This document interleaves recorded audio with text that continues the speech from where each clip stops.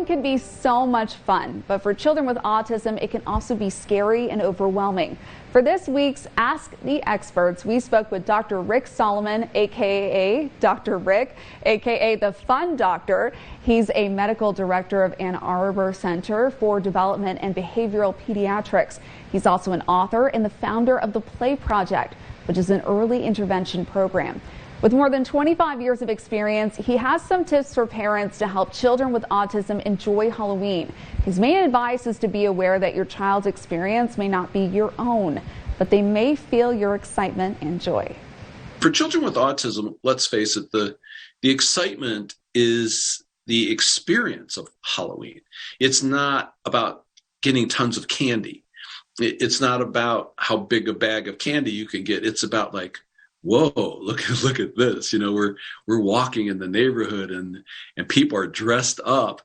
And depending on the child's level, which I also go through, they may or may not appreciate what Halloween is at all. It just might be a sensory experience of getting dressed and going out and carrying a bag and walking outside and having other people dressed up in strange costumes walking beside you. And that might be their experience, which is beautiful. And you know, mommy and daddy can go, oh, look, there's a ghost. Oh, look, there's a cat. And they may not know what a ghost is, what a cat is, but they'll go, that's different. You know, that's really different. Dr. Solomon says that there is a way to create a safe experience for your children with people that you know. You may want to just choose 3 or 4 neighbors that you trust and know. That's number one. Number two, you may want to stay a little bit closer because children with autism don't wear masks. They don't understand social distancing. And so you may have to monitor them more closely, keep them at a safe distance, walk with them, of course, instead of allowing them maybe to go freely, just stay close. Have neighbors that you can trust where the candy is safe. Have either gloves or hand sanitizer readily available so that you can make sure that as they touch things, banisters, doorknobs, that you can clean their hands off and you know, make them safe from the virus. And then once you've established safety, okay, now you can start to have more fun. Dr. Rick says that practicing is key to understanding your child's psyche.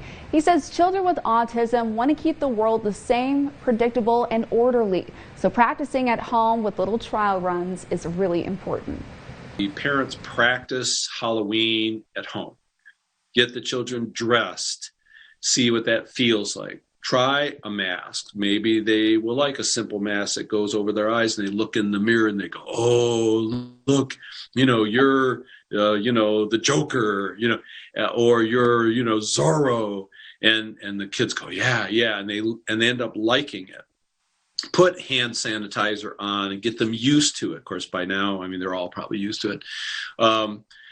Practice in the house giving candy so that they knock on the bedroom door and somebody opens the door and they go, hi, little boy, you know, and then you practice trick or treat. And you go, okay, here's your candy. So everything should be practiced ahead of time.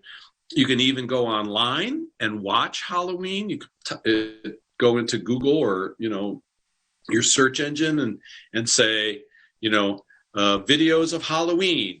And then you can pick out the ones that show children walking in the streets at night with the lights on. And so the other message that I give parents is practice, because remember that children with autism, the key to understanding their psyche is these are children who want to keep the world the same. They want to keep things predictable and orderly. And so practicing at home, little trial runs, is, I think, really important. Dr. Rick says that parents should follow some simple guidelines on Halloween with their children. He wants to remind parents to make sure that you read your children's cues. Usually they're going to be physical cues. It's important to follow your child's lead, see if they're smiling, keep an eye on them, go slow, and also have small expectations, and just keep it small, simple, and safe. And next week we're going to dive into Dr. Rick's early intervention program called P.L.A.Y project that every parent can use when working on creating a bond with your child. You can check out the program by visiting playproject.org.